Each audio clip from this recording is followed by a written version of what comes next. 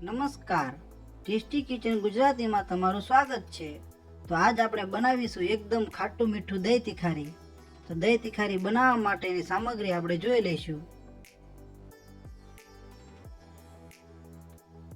જેમાં મીડિયમ ખાટું દહીં છે, આ કટ કરેલું લસણ છે, આ કટ કરેલા લીલા મરચાં છે, આ મીઠા લીમડાના પાંદ છે, આ હિંગ છે, આ હળદર છે, આ ગરમ મસાલો પાવડર છે, આ ખાંડ છે, આ લસણીયો મસાલો છે, આ જીરું છે, આ રાઈ છે, આ મીઠું છે, આ ધાણા જીરું પાવડર છે અને આ વઘાર કરવા માટે તેલ છે।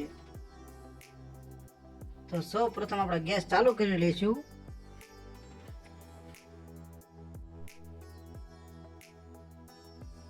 અને આવી રીતના એક બાઉલ લઈ લઈશું, જેમાં જરૂર પ્રમાણે તેલ લઈ લઈશું।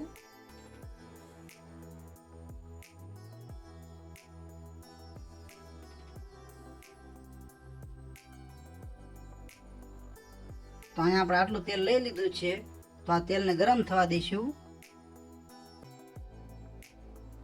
તો આપણું તેલ ગરમ થઈ ગયું છે, જેમાં સૌ પ્રથમ થોડી રાઈ નાખીશું,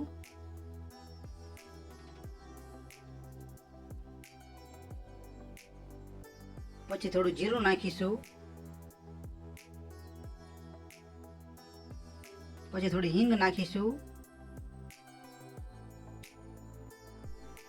પછી લીલા મરચાં નાખી દઈશું, પછી કટ કરેલું લસણ નાખી દઈશું, પછી મીઠા લીમડાના પાંદ નાખી દઈશું અને થોડી વાર હલાવી લઈશું।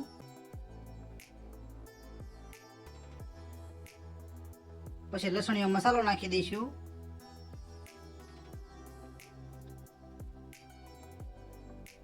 પછી થોડી હળદર નાખીશું અને હલાવતા રહીશું। પછી સ્વાદ પ્રમાણે મીઠું નાખીશું,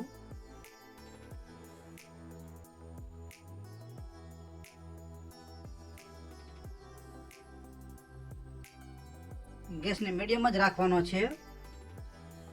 પછી થોડી ખાંડ નાખી દઈશું,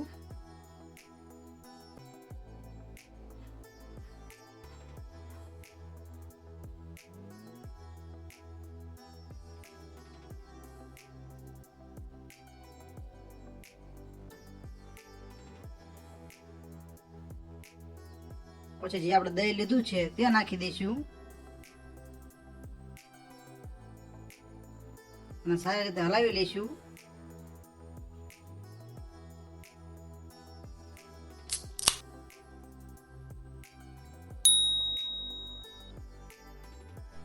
પછી ઉપરથી થોડો ગરમ મસાલો પાવડર નાખીશું,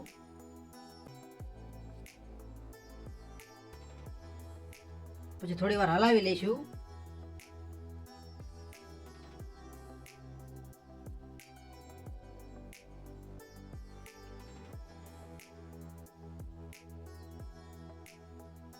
આવી રીતના હલાવતું રહેવાનું છે।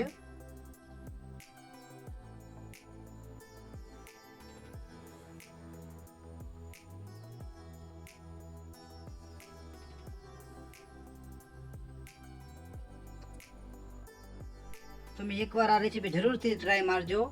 ગરમા ગરમ રોટલી અને બાજરીના રોટલામાં ખાવાની બહુ જ મજા આવશે।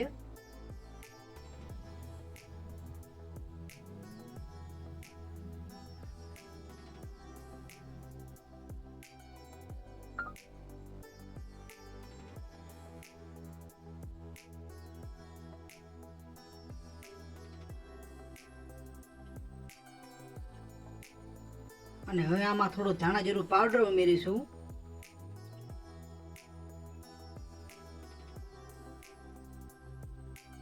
અને સારી રીતે હલાવી લઈશું।